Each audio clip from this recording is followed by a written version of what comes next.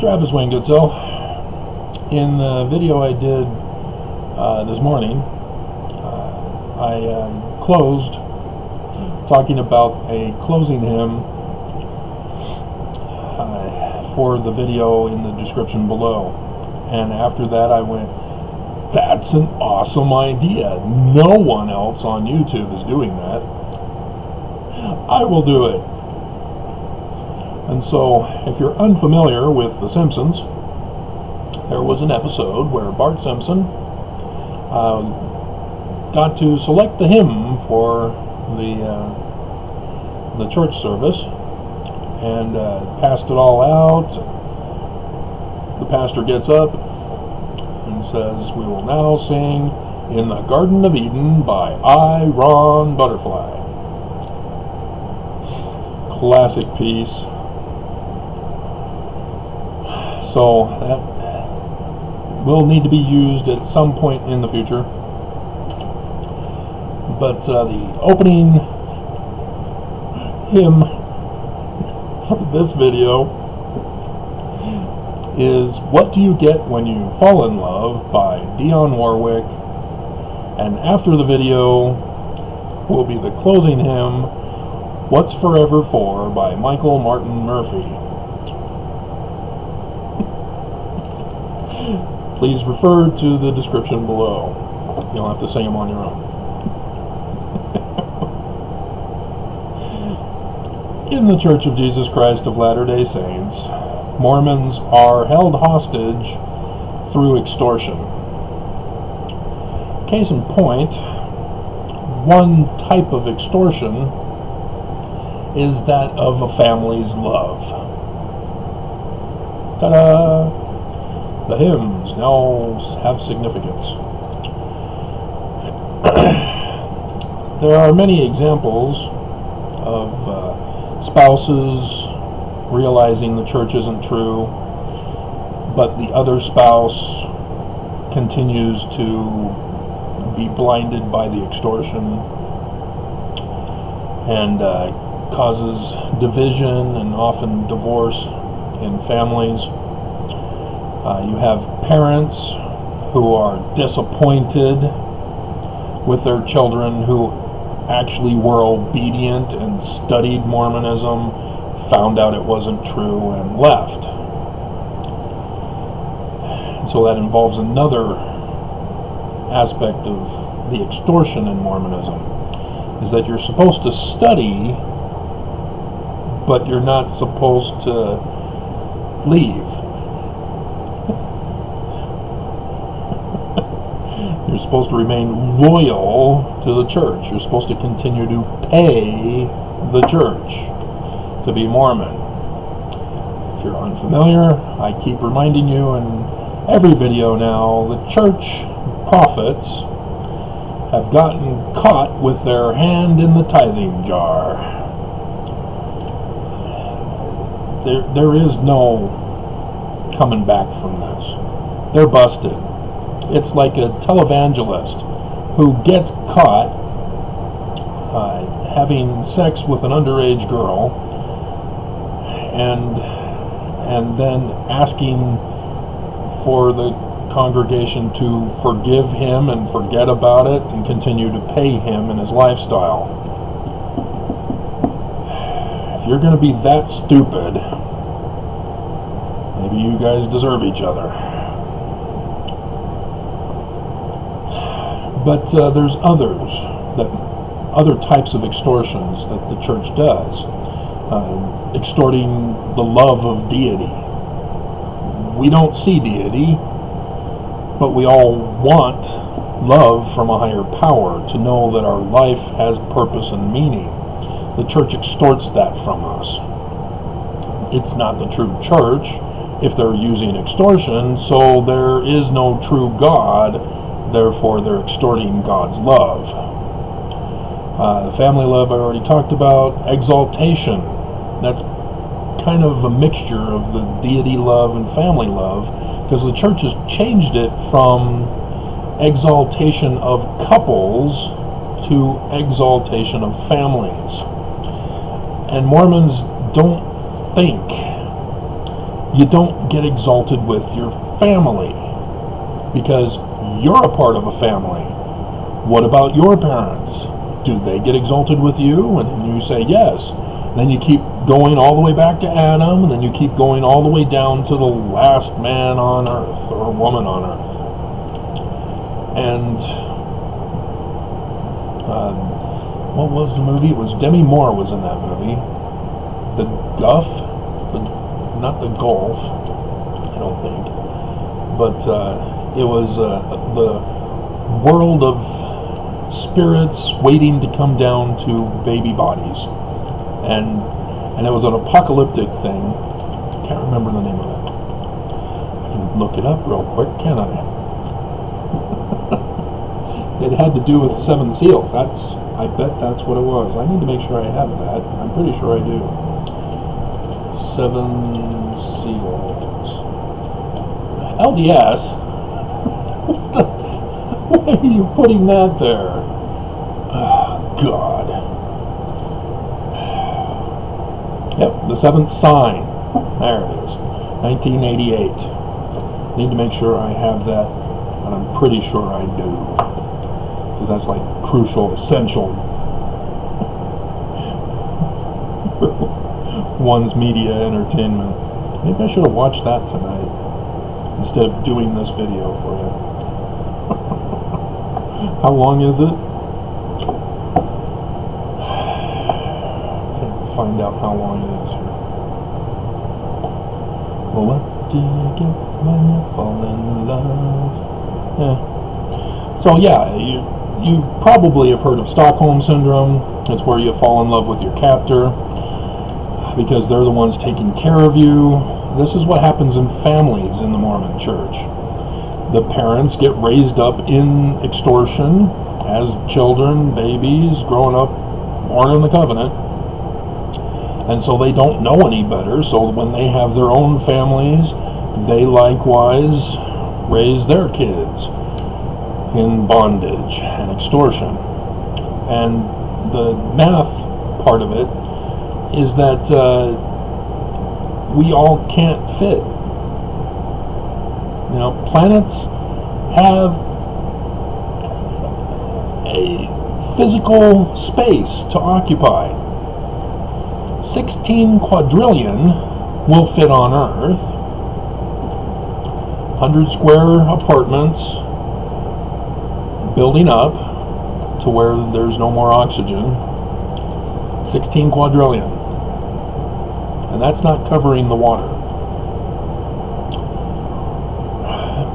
And so, when you think worlds without number, why are there worlds without number? Aren't we all part of the same family? Shouldn't we all be on one world? So people aren't thinking in the church. It's couples. That's what it was originally. The church is calling it families as part of the extortion. And so as a result, family units dissolve, and couples don't remain sealed for time and all eternity as a result. Latter days protection. Remember, that's what we paid tithing for, is to protect us from the day of burning.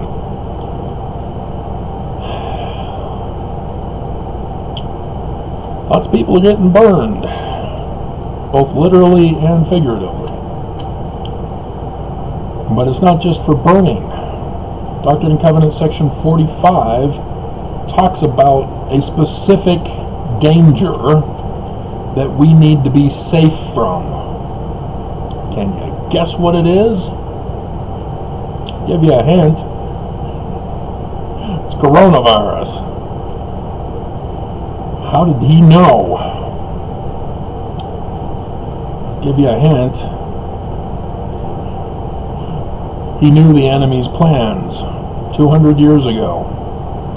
I keep trying to do videos to convince you guys of this, but ex-Mormons, having been extorted by the church, continue that baggage extortion as ex-Mormons. And so, with the loyalty that we are commanded to give, and the money we are commanded to give, This is how it's all a part of extortion. It's supposed to be a donation, not a forced requirement, with the threat of not getting those other things.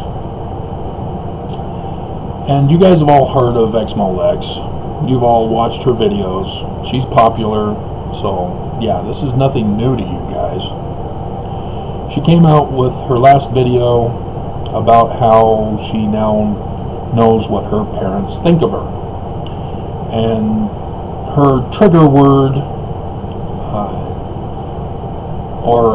fear, if you saw Divergent, the series of 3 movies, I saw it the other day and talked about it. Did a video with Divergent in it. Nobody cares. But she was being tested for her ability to withstand fear. And she actually did very well, of course, because she's Divergent. But it's something everybody in life has to deal with, as to how we deal with our fears.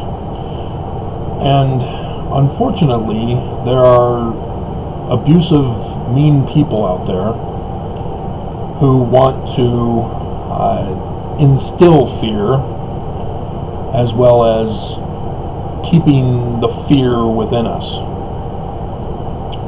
Bullies instill the fear, but there's another kind of bully that I've been warning you about, which is psychologists. Psychologists are not real. They're a fake career. It's a fake science. They're not real at all. I mean, you talk about the big lie for the 2020 election. Psychologists are the big lie of life. They do not look for a cause. They just name call you. That's a bullying tactic. You're mentally ill. I was thinking about watching a Bad Boys movie tonight. In Bad Boys 2, Martin Lawrence has to see an actual psychologist, not Will Smith.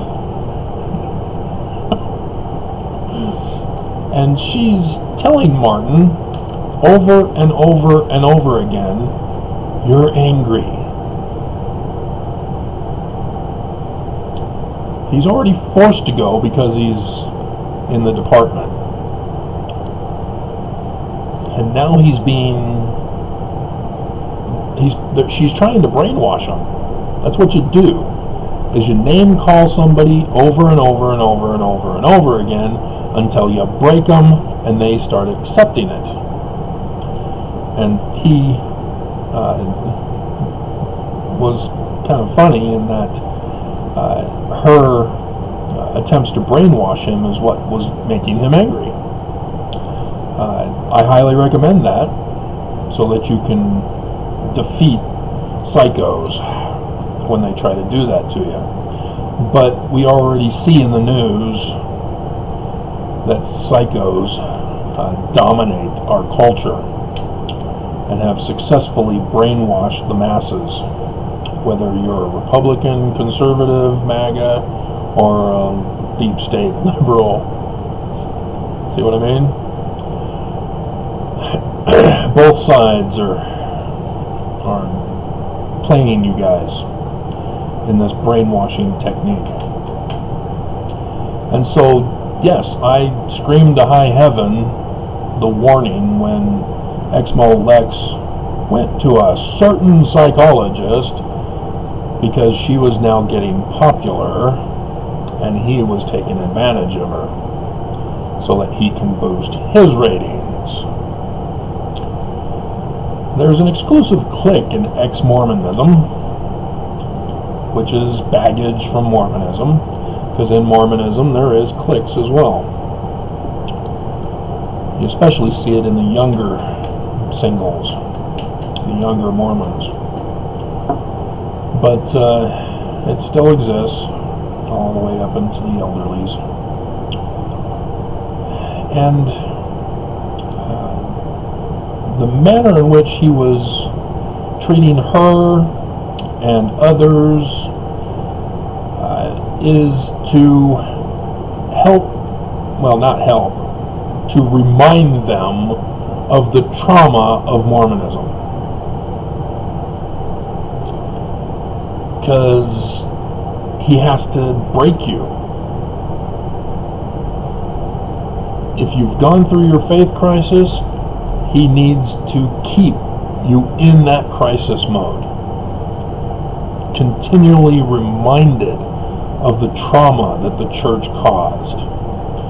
And so, if you believe the cover-up of Brigham Young's lies about Joseph Smith, he'll rehash it. Oh, that Joseph, those little girls, that's so wrong. Joseph had nothing to do with little girls. All that was a lie, perpetuated by Brigham Young, extorting people who followed him to help in spreading the lie about Joseph, to justify Brigham and what he was doing to change Mormonism from what Joseph Smith had it. And then the 1923 church covered all of Brigham Young's stuff up because it's illegal. All illegal. The Edmunds-Tucker Act shut down the church. Destroyed. But they rose from the ashes with the extortion of tithing and decided to go the route of evangelical Mormonism and called Joseph Smith's stories actual history, but removing the lies part of all the crimes falsely accused to Joseph. I don't know how else to tell people who have been brainwashed, because when you're brainwashed, you shut off. You don't hear me. You don't listen to the truth. You've already made up your minds. That's part of the psychological brainwashing extortion threats. The church does that. They use guilt trips, so that your family uses guilt trips on you. And so, yes, you heard Exmo Lex come out and tell us that her fear that she collapsed on could not proceed. She failed to be in the, is it faction? Is that what they call the different groups? She failed to be a member of her faction. She's now needing John DeLynn, oops, I revealed his name, didn't I, to save her and rescue her so that she can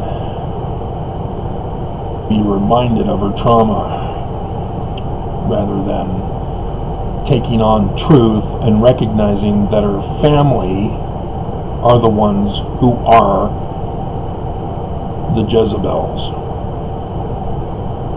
They're the ones who betrayed her. And she needs to recognize that it's not her. Exmo Lex is not to blame. She is not the one who's guilty. Her parents, her family betrayed her. She needs to focus her anger on her family and the church for brainwashing her family against her. She needs to stay away and cut off the umbilical cord of her family. Just as alcoholics need to cut off the bars. Can't go to bars anymore if you're trying to get off of being an alcoholic. And it's tough because, your family extorted love from you. You crave their love. You need their love and acceptance. And that sets you up for failure. That's the extortion. And we all witnessed Exmo Lex, and she just collapsed. And you could tell in her videos, it was cut and spliced all the way through. It was difficult for her to make. So, if you're thinking that I'm calloused, no. I'm experienced. I'm an experienced veteran of the evils of Mormonism. And it's the truth that set me free. Not perpetuating the lie, because learning that Joseph Smith was actually the good guy, that he was framed, set up, and murdered as an inside job, and his organization usurped from him after his murder. I now have a clear understanding and knowledge of all things church and Mormonism. And so the church can't extort me now. The truth sets you free from anyone who tries to extort you.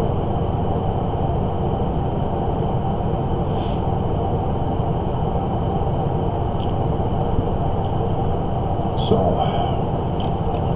something for you guys to think about as we now wait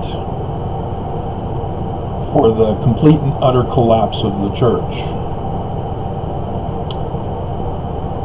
It's coming.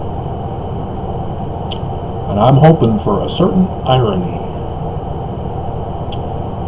And we should find out in a couple of days if such is going to be the case.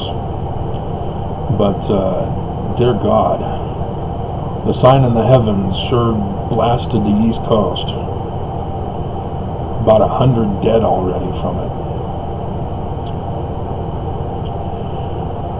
And interesting, on Thursday, after the 3 days of rain, there were 2 earthquakes at almost magnitude 3 earthquakes at Joseph, the town of Joseph, there by the 70. Huh. That is interesting. That's a coincidental confirmation if you've been listening to my other videos. So, don't let the church extort you. And you can see it in Mormons as they threaten and bully and abuse, thinking they're defending and protecting the church. The church doesn't need your protection, Mormons. All you're doing is making the church more of the villains of Scripture. If Nelson and the prophets can't defend the church, you shouldn't be. And you should have caught on when the church made it official. We're no longer answering questions from Mormons. We're sending it to the stake president to determine if they need to excommunicate you. That should have been your first clue that the prophets probably aren't men of God. But you're brainwashed. You're extorted.